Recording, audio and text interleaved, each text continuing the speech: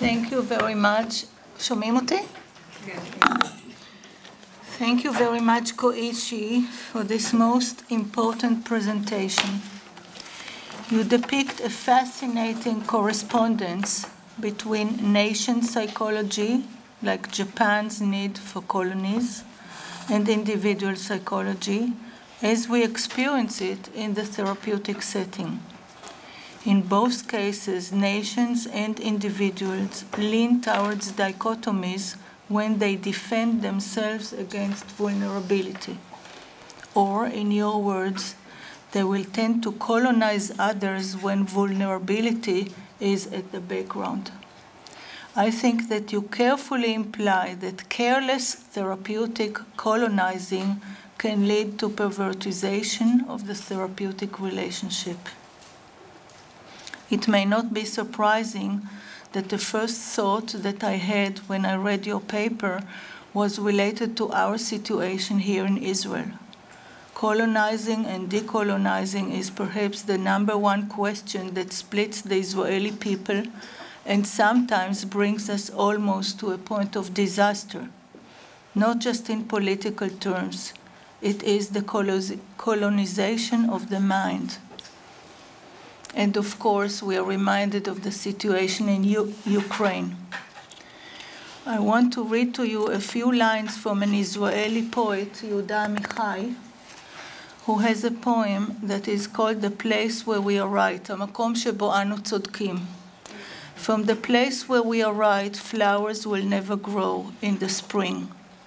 The place where we are right is hard and trampled like yard. But doubts and loves dig up the world like a plow. And having said that, I would like to introduce to you and invite Dr. Mor Shchori-Stal. Please come.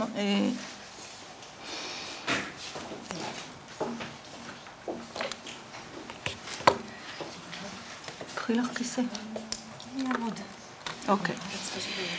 Mo is a clinical psychologist, lecturer, and supervisor in the psychoanalytic psychotherapy track at Levinsky College, Mifrasim Institute, Tel Aviv-Jafo Academic College, and the Open University of Askolot.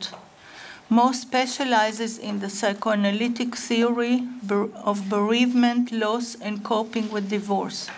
She is a research fellow at the Center for Loss, Bereavement, and Mental Resilience, University of Haifa. Mo is co-author of Thanatology, Science of Loss, Bereavement, and Mourning. Also, Touching the Elephant, Blind Points of Therapists in the Psychoanalytic Approach. And finally, an experience-based vision of psychoanalytic theory and practice. She presented her case at the International Conference of the Association of Psychoanalytic Self-Psychology in Vancouver in 2019. Please, Mo. I want first to thank you, Gabi, for inviting me to this special and important conference and to do this illuminating dialogue with Koichi's theories and thinking. I want to thank you very much. I'm really honored to be here with the two of you. I want also to thank the committee who organizes this conference, Tubchava Baruch, who accompanied me for many years, and Orly Shoshana and Ofra Cohen-Fried. Okay, and thank you all for coming here. Similarities, dissimilarities, and blind spot in therapeutic relations. Majda, a young traditional Muslim, intelligent and impressive. Can you hear me? Yes. Okay. Was referred for therapy to my Tel Aviv clinic. She lived in a Muslim community with her husband and 3 children, was good-looking, elegant, and very successful, professionally and financially, as a lawyer. Majda grew up in a middle-class family and is the oldest of 3 siblings. She perceives her family as warm and close, yet at an early age she used to take on roles in which she supported the family. She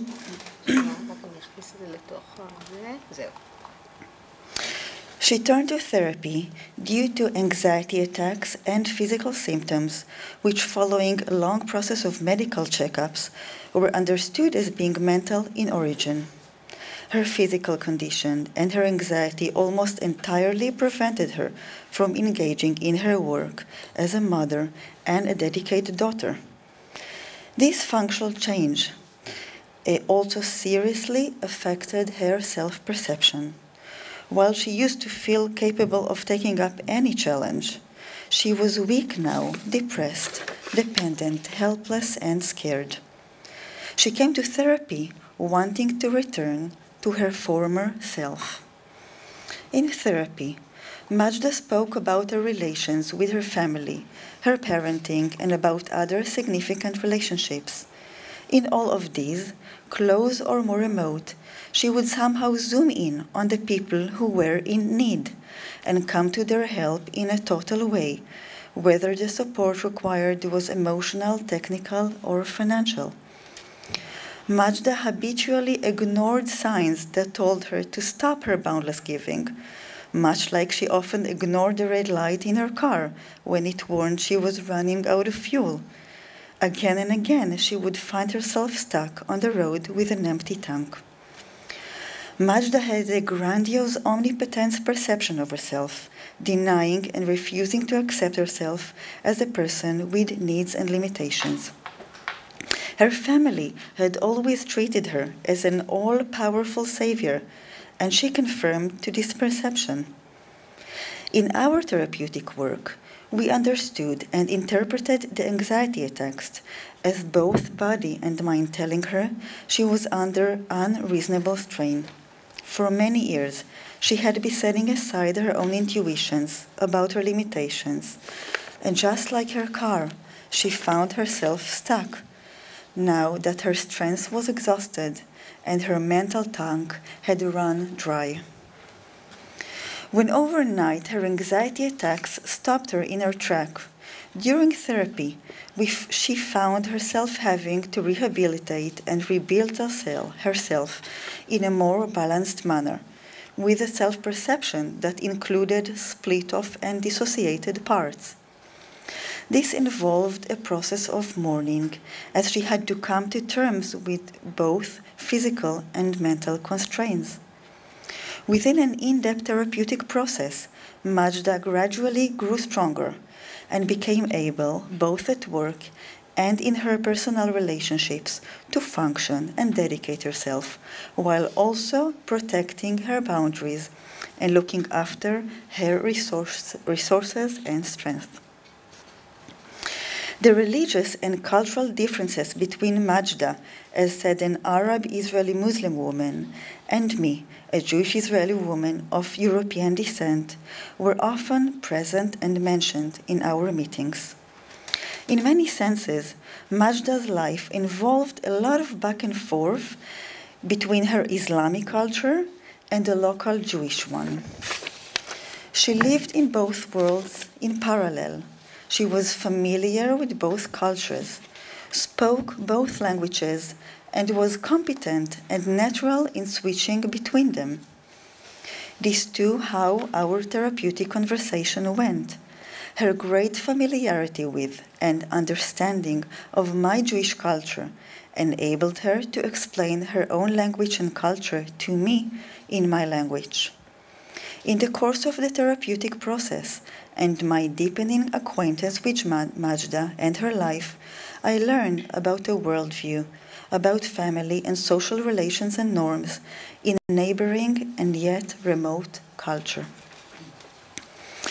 Her personality and her culture, as they came through in her stories and the complexity of her life as a Muslim woman in a Jewish state impressed me.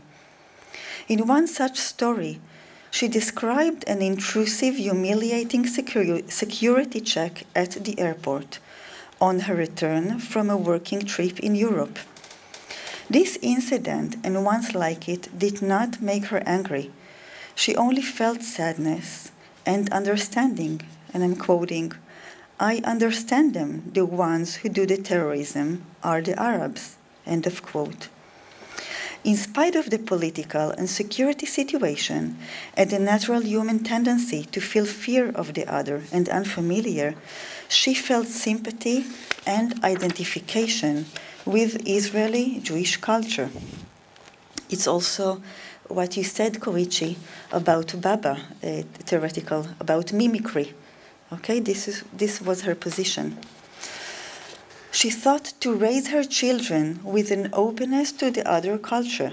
She created opportunities for them to meet with Jewish people, took them to after-school activities or summer camps with Jews. But she expressed her frustration because in spite of her attempts, and she's quoting her children, I'm quoting her, they are afraid of Jews. I wondered, what about her own fear? What about her anger? In the counter-transference, I felt sympathy, closeness, and compassion for her and her people. I felt uneasy about belonging to an occupying nation. I had to contain within myself my feelings of guilt and helplessness regarding the political situation. Time and again, we had to keep the political and security situation from entering the clinic. But we felt that in the small bubble of the clinic and our personal encounter, we were managing to create a coexistence marked by communication, acceptance, and understanding. At this point, I would like to zoom into an event which occurred in Majda's past and is related to the present discussion as well as the way the therapeutic process evolved. When she was a teenager, Majda had been present in a horrifying terror attack when two Muslim suicide terrorists, one on each side of her, had blown themselves up. She was surrounded by the bodies of the killed and injured, while she herself miraculously was unscathed. Soon, enraged bystanders moved into the scene and started yelling, "Death to the Arabs." At the same time, she observed how a young man near her was identified as an Arab, immediately caught and taken away. Majda froze. She realized that she would be in danger once they understood she was an Arab. Thus, from having been in mortal danger due to her own Arab fellow citizens, the danger now within minutes was coming from the enraged, violent Jewish crowd. Rescue teams arriving at the scene asked if she needed help, but Majda was afraid to open her mouth and reveal her accent. The security force interpreted her silence as a sign of panic attack, which attracted more attention and increased her great fear and helplessness. As she remembered it, it took a long time until she managed to extricate herself from the scene and escape to the safety of her home.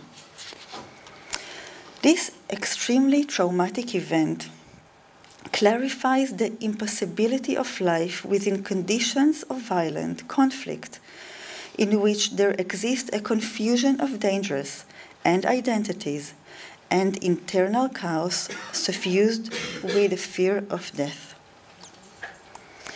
Experiencing and witnessing in therapy Majda's trauma faced me with my own trauma. Many years before, I had been present during a terror event and found myself in a mortal danger. It was a miracle that I emerged unharmed. This event, which Majda did not know about, had a major impact on my life. The two terror attacks we both experienced were similar. We both survived them, and they occurred during the same period and in geographic proximity. Two women, two nations, two traumas in a therapeutic space that has to hold the dissimilarity and the similarity as they intermingle, creating an indigestible compound.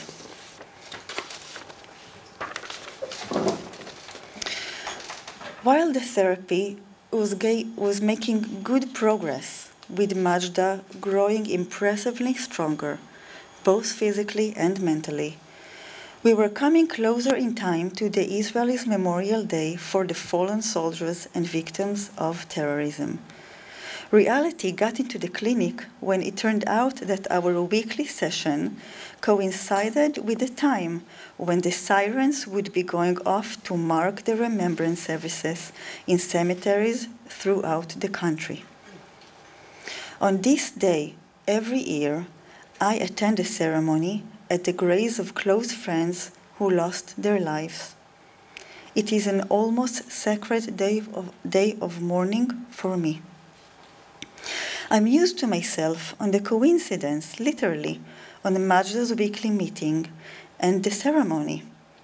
For the first time since Majda began her therapy, I found myself reflecting to myself on what we knew yet hadn't thought about. I began to feel emotions connected to the strangeness between us and additional meaning concerning the fact that we belong to different peoples who are locked in an ongoing bloody conflict. These feelings are hard to contain in a relationship marked by the intimacy we had both been trying to build and maintain. I tried to imagine how it would be not to go to the annual ceremony and rather be there for Majda and our usual hour. What do the sign of the siren and the ceremony mean to her, and what do they mean to me? Memorial Day brought to the surface a more complete acknowledgement. Both of us knew it, but had apparently not thought about it in both terms. I chose to go to the ceremony, as every year, and make space for my own mourning. I wrote to her that we had to move the meeting and offered her some alternative times in the same week. Majda replied she was technically unable to make it on any of these times. She also canceled the 2 next meetings in the subsequent 2 weeks, again giving practical reasons. She did not answer my phone calls, and 3 weeks after Memorial Day, she stopped responding to my text messages. For some months, I continued trying to be in touch occasionally to suggest we should resume contact and pick up the therapy, but she remained silent. And so, Memorial Day for the fallen soldiers and victims of terrorism turned out to be the day on which this therapy came to an end, and with it the personal and intimate coexistence between us. My worldview, personality, personal and professional values all led me to have an open attitude to accept Majda with her difference and her dissimilarity. In this therapy, like in others, my own subjectivity and difference were present from the start. I believe that she sought therapy with a Jewish therapist who was different from her in order, among other things, to examine the dynamic she knew so well from her frequent transitions between cultures and languages. Questions of belonging versus being different were part of her intrapsychic world as they were of her everyday reality. There were many elements of dissimilarity and similarity in the clinic between me and Majda. They marked the therapy and largely affected it. We were from different cultures, ethnic, religious backgrounds, and languages. We were alike in being women who combined motherhood with a career. Where we were situated at the two sides of the Israeli-Palestinian conflict, but shared an approach to coexistence, which we tried to achieve when we met in the clinic. Both of us were women who knew what it meant to devote oneself to the other. Both of us had been through a traumatic experience relating to terrorism, and in which our lives were in danger, and both of us had miraculously survived. What has been the political and social context to our relationship? Something emerged between me and Majda that gave room to dissimilarity, to difference, to social political tension, and allowed for an attempt to enter a process of healing. Ziv coined the term the political third, which is a joint creation of patient and therapist, and mentioned the constant presence of an ethics of suspicion. What then was the political third between Majda and me? Majda and my political third included closeness and a wish for healing and reparation. But there was also the fact that our belonging to two peoples between whom there are hate, trauma, and violence, and the fear of death, which stayed denied and untouched. Much like in many other aspects of her life, where she denied constraints of her body and mind, maintaining a grandiose self and an elusive experience of self-competence, Majda felt she could deny the complex social-political context, both as a Muslim woman in Israel and in the therapeutic dyad. An additional dialectic that marked the therapeutic discourse is one that both Freud and Kristeva mentioned, namely the elusive dynamic of taking an emotional position vis-à-vis the other, which includes both a need to identify with her or him and a fear or even rejection of her or him. Majda's shifts between cultures and languages served as a way of protecting herself from the experience of being a stranger, which became linked in her mind to both national and personal trauma. The therapeutic situations at hand included 2 terror event-related traumas and 2 experiences of cultural religious strangeness. Majda's and my ability to contain the meaning of these traumas and the resulting experience of psychic strangeness was naturally limited. In this way, an experience of cultural religious strangeness, similarity in trauma, and psychic strangeness in the meaning of the trauma became entangled. On Israel's Memorial Day, which closely precede Independence Day, days during which the Israeli-Palestinian conflict becomes especially prominent on the public agenda, both of our psychics enacted the dissociated split of parts, which we had not seen or felt. Memorial Day confronted us with the need to integrate split of parts of acceptance and fear, of appreciation and rage, of familiarity and similarity on the one hand and strangeness on the other. The traumatic events Majda experienced were marked by a dramatic inversion of the role of the enemy and attacker. Those who were supposed to protect her, the Israeli security forces and the bystanders, turned in her experience into dangerous attackers themselves. Unconsciously, perhaps, the transformation of the dangerous attacker was reproduced at the precarious moment of Memorial Day, when she felt the fear that, from being a person who protected her and was her familiar partner, I might turn into an attacker. Dissociated and split of parts, both Majda's and mine, led to something that the therapeutic relationship could not hold. My canceling our meeting, which would have coincided with the Memorial Day siren, caused her to feel there was something our relationship could not hold. She might have become anxious about what she imagined had happened inside me. Couldn't I meet her on that day? Or maybe she herself felt incapable of meeting me on such a day. It was too hard to get a sense of our political third. When it made itself felt in the therapy, the wish to escape arose, maybe in order not to spoil the idyllic experience Majda needed. And so, like in the case of her reaction during the terror attack, when she felt her life was endangered, with me too, she reacted with silence. This might have been the result of an unconscious experience feeling that dangerous emotions might upset the balance of denials in which she had to learn to stick and which continued in our relationship too.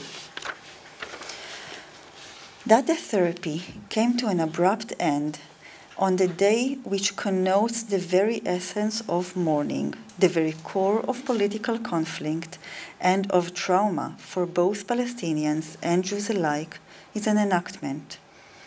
It was a cultural strangeness and distance in the political, social, religious context that became linked to similarity in the dissociation resulting from parallel traumas, the depth of whose meaning neither of us could have held.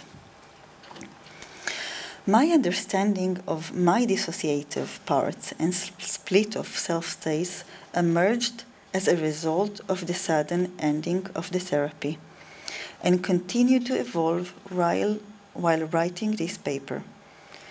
I would like to end this presentation by sharing with you my wish that this important therapeutic process can be resumed and completed if and when Majda returns to therapy, when I can be in touch with threatening split of self parts.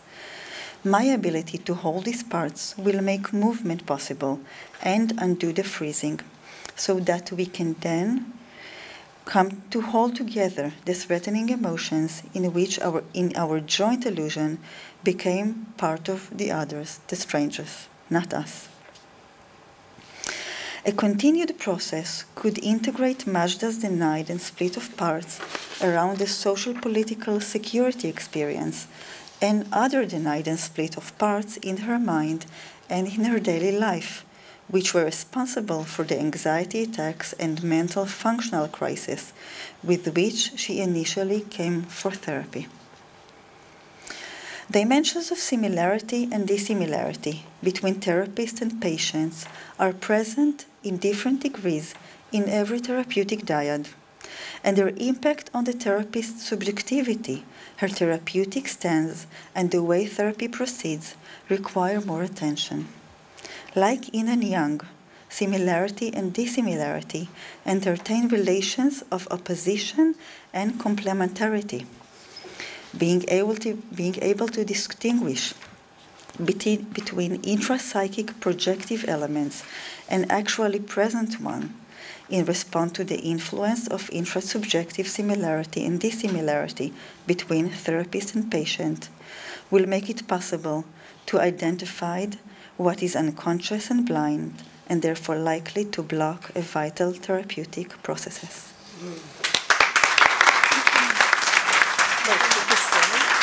After this moving, amazing presentation that Mo gave us, I will now get back to Kōichi, who will share some of his thoughts about the case, and then I will share some of the thoughts about the case, and we'll see how we go. Please.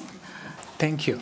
Thank you very much. First, and I deeply appreciated you gave me the very big chance to discuss your paper. What an honor that I have to, making comments on your great, beautiful papers here. Thank you so much. I have many questions about this case, and I have you and Majda discuss about the meaning of silence of the Memorial Day. And have you ever discussed the meaning, the reason of the cancellation you made in the session, or they discussed the meaning of the language So you know, the Majid and the you use the Hebrew, right? To language. It is not a language for your patient. Right. It's a language for you. Yeah. So that means something, right? So I just wondered, have you ever discussed what kind of language both of you used? Well, there are many questions in my mind, but let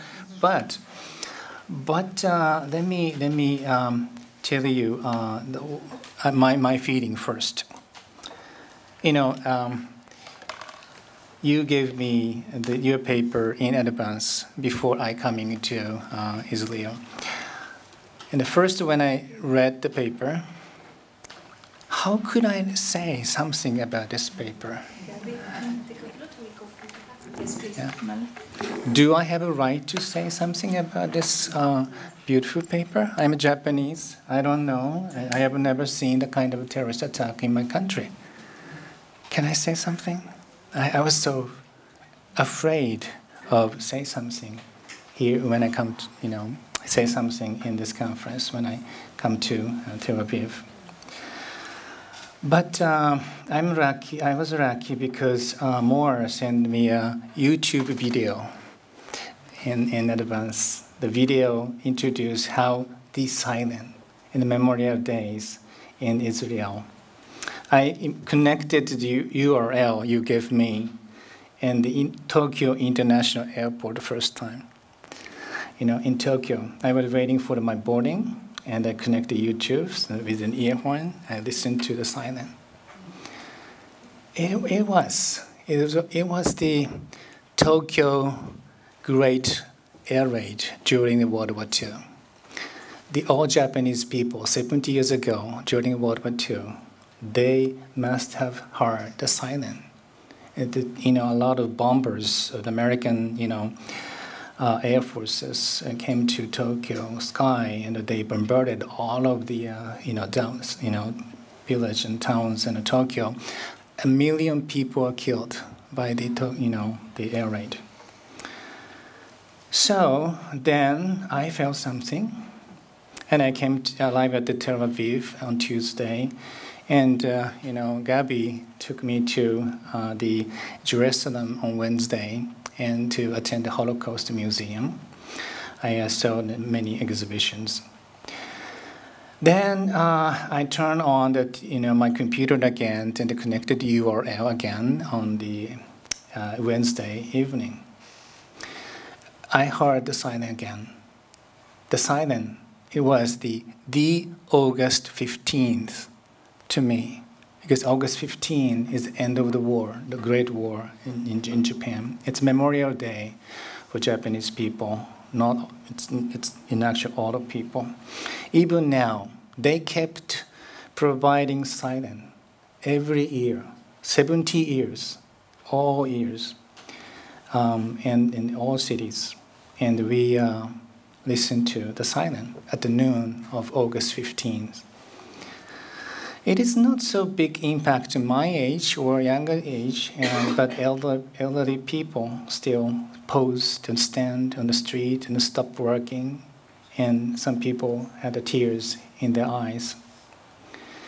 The silence is, to me, it's the day of the August 15th. It is the symbol of loss and sadness and pain and injury and war and maybe a little hope for the future, and all the people have. So maybe the silent carries different meanings for different people, probably. Ukrainian people would hear it very different ways because right now they hear right now in their town. But it's the sounds of sadness, mourning, fear, terror, pain, death for all human beings, I guess. It sounds of the past, the present, and future. It seems to me that it sounds of trauma for any people. Silence sometimes, the silence may divide people, but it is something all the people are able to connect through it. how could your patient and you hear on the very day both of, miss the session? Silence may be wall, symbol of differences and distinctions, and both of you may have felt difficult to get over, probably. It's not easier. But I want to say it would be the hope for the future for both of you. Maybe it's the therapeutic work looks, have the sad end, the session abruptly, and the patient no longer shows. But I feel there's some hope too. To me, it's your therapeutic work still going on because your patient and you supposed to hear the silence every year in May, right? So I believe that the patient will be able to remember you and the work with you when she hears the silence. Maybe it could be the fear of or teller, or at the same time it could represent therapeutic work and the connection with you. That's what I feel. I think the key to see your work is, it's another point of view, it's pretty theoretical. My question is, have you ever heard the verbal discussions about the cancellation or the meaning of the cancellation, the language you used? It seemed to me that, I'm not sure, it's a pretty short presentation you may had, but as long as I heard your presentation, I think there are many issues both of you are not able to verbally talk about. Both of you are not ready to voice, The reasons is your cancellation, experience of silence, the language that you use, and no option. And a question is, does your patient, I just wonder if your patient have an option to see other therapists, not you.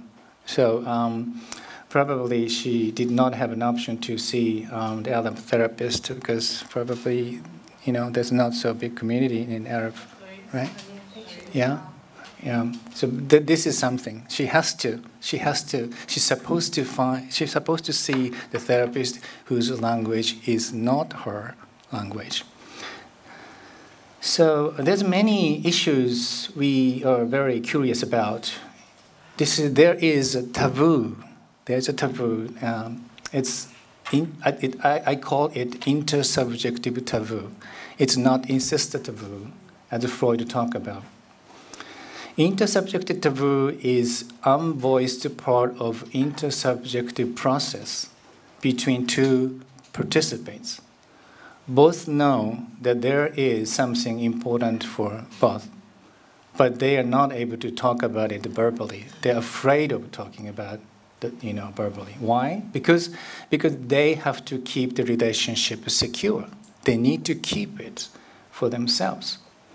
In most cases, it has to do with the human vulnerability, I think, and both knows that picking up the topic is pain for both and insecure for both of you. It may make your relationship fragile. It's not allow them to take until they both feel secure with their relationship. In my understanding, is correct. You and your patient are not ready to voice some issues which came to be intersubjective trauma. Both look, you're both, a very good person, nice person, and both you're very concerned about, each other. So, it's, it is, you are both empathic and attentive to each other. It seemed to me that you communicate each other, and you both knows talking about the silence in the Memorial Day is painful to both. Both of you know that. So the patient is not able to talk about it to protect herself and you. So she wanted to protect you in some way, and also herself. Okay, it's right. Okay. finally, yeah.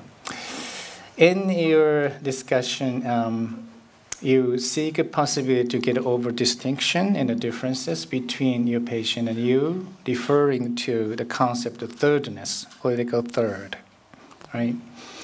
Which is an area of relational intersubjective space you might have jointly, created and surrender yourself to.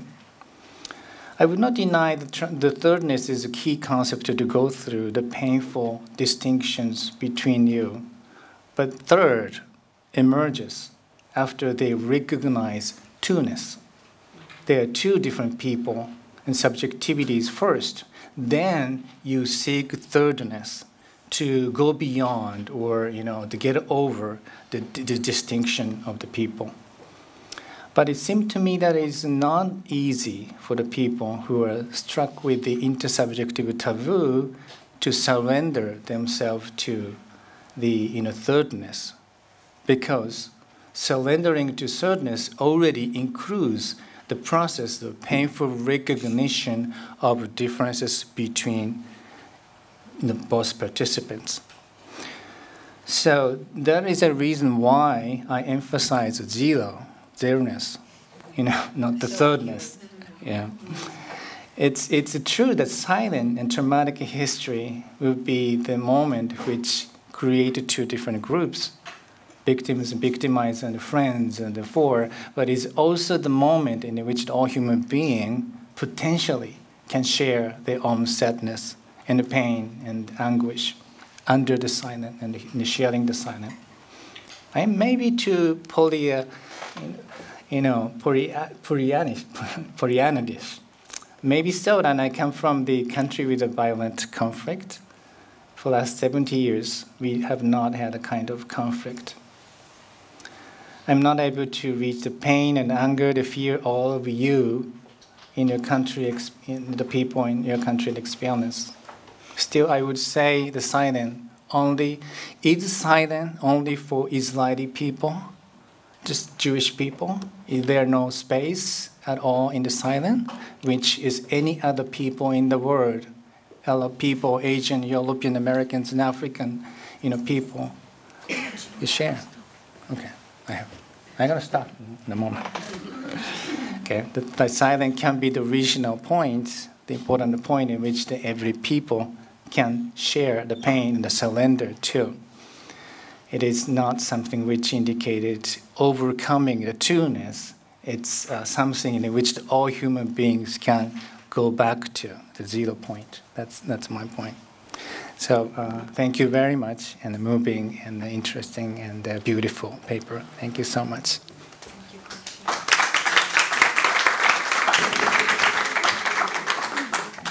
I will just share with you some thought that I had as part of the Israeli culture.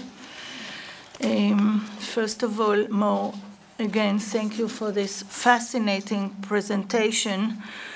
When you presented the paper to me at some time, I immediately thought that it should be interesting for this conference. So you write, 2 women, 2 nations, 2 traumas in a therapeutic space that has to hold similarities and dissimilarities and similarities as they intermingle. Time and again, we had to keep the political situation from emerging in the clinic. We felt that we were in a we felt that in the small bubble of the clinic and our personal encounter, we were managing to create a coexistence marked by communication, acceptance, and understanding. Yet, we were locked in an ongoing bloody conflict. More courageously refers to the unthought known part of her relationship with Majda. We may define this situation as a vertical split, closeness, similarity, and an ideal experience on one hand, suspicion, fears, and sometimes acute unsafety on the other hand. A white elephant in the room remained insufficiently touched. We may wonder, why was it impossible for Mor and Majda to overcome this vertical split?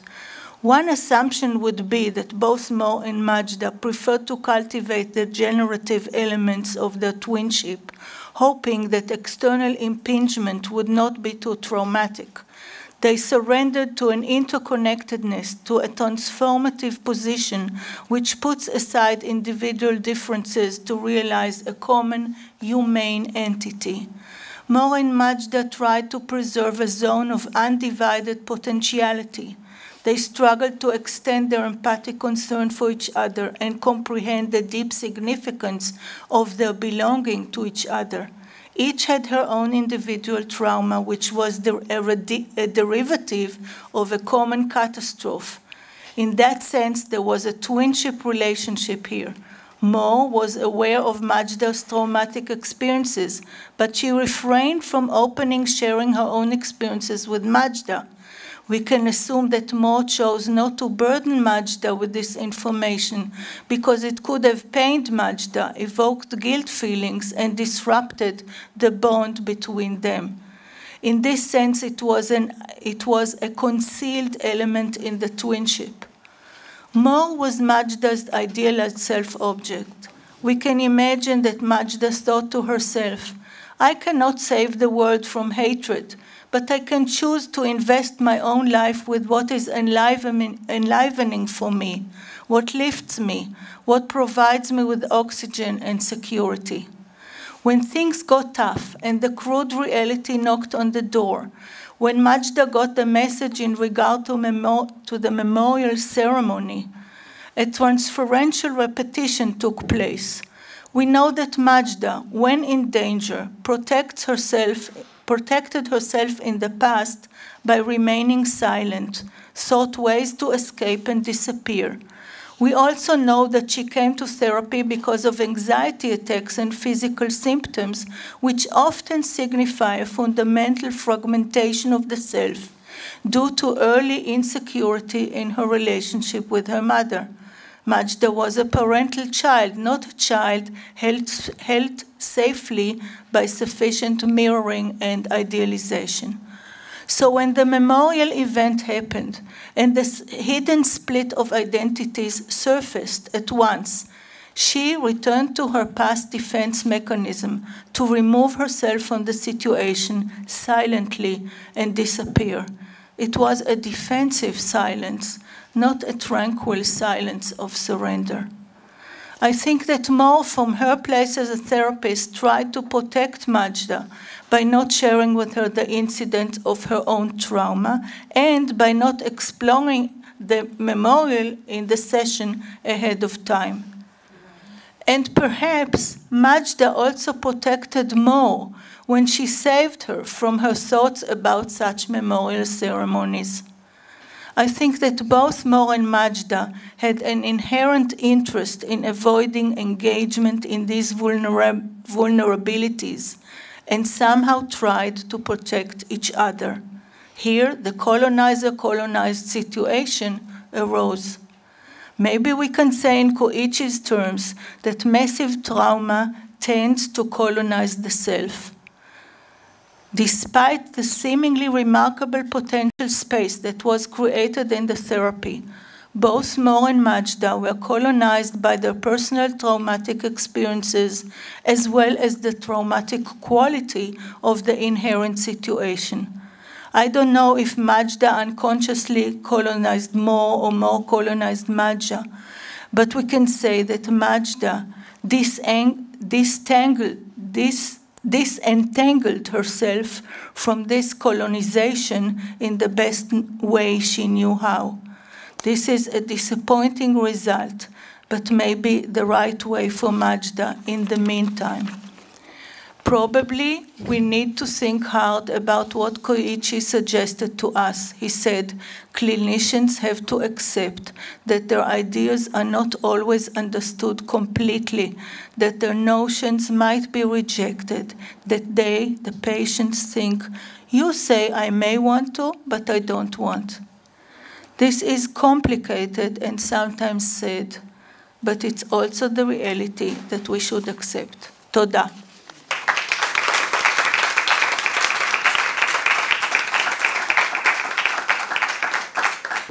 I see we are running out of time, so I will just say very quickly. This presentation is something I know I learned from. I thought about it a lot, and I wrote it and I presented it because I want us all to hold this complexity and to think about it and to share thought about it. And I thank you so much for your comments and for your discussions. I really enjoyed everything you said. I will say that I thought to myself, is it an Israeli issue or international? And before I went and presented this case in Vancouver to people from all around the world, I amused to myself, how is it to hear it from another nationality, from another, and I believe there are so many human elements that connect all of us in this kind of complexity. And I think that we all share these issues and should talk about. And I thank you so much for your discussion and for this place. Thank you.